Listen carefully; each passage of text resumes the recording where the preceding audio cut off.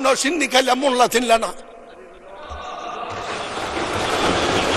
আপনারা 15-30 বছরে বেঁচে এই পর্যন্ত রাজনীতিকে নিয়ে এসেছেন, তার পিছনে দেশ নেত্রী বেগম খালেদা জিয়া। আমরা কিছু মুক্তিযোদ্ধা যারা জীবিত আছি তাদেরকে আজকে সমাজে প্রশ্ন করতে হয়। আমি এই প্রশ্নটা মহান সংসদে রেখেই এই সম্পর্কে শুধু জামাতকে একটি কথা বলবো, স্বাধীনতার পরে বা এনসিপির নেতা কাল কত হয়েছিল, তাদেরকে বয়স কম হলেও শ্রদ্ধা করি, এই কারণে করি তারা সাহসী সন্তান, এই যুগের চাহিদা। একটি কথা মনে করবেন, শ্রদ্ধা নেতৃবৃন্দ, স্বাধীনতার পরে একটু মেধাবী শ্রেণী এসেছিল, তারা গঠন করেছিল জাসদ।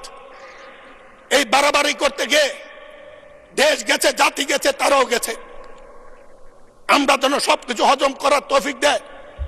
আপনাদের উদ্দেশ্যে এই কথাটি রেখে 91 সংসদে আপনাদের সাথে কাজ করেছিলেন দেশনেত্রী বেগম খালেদা জিয়ার নেতৃত্বে।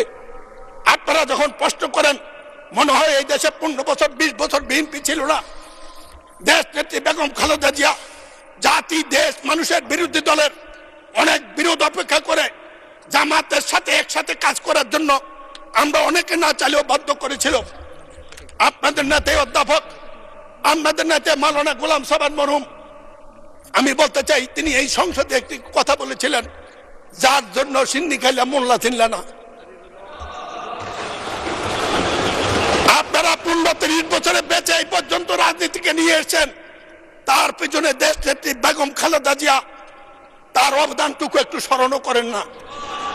মনে করেন বিএনপি আপনাদের প্রতিপক্ষ, যেমন জাসদ একসময় মনে করতে আওয়ামী লীগ একমাত্র প্রতিপক্ষ, তাতে ইতিহাস দেশ কোথায় গিয়েছে এইটা বিবেচনা করার মতো বুদ্ধি বিদ্যা আপনাদের সবার আছে। আমি শুধু বলবো, কয়বার জাতি সমক দেবে, আল্লাহ জাতিকে কয়বার সময় দেবে, আল্লাহ দিয়েও দেখেন, নিয়েও দেখেন, কথাটা মনে রাখবেন।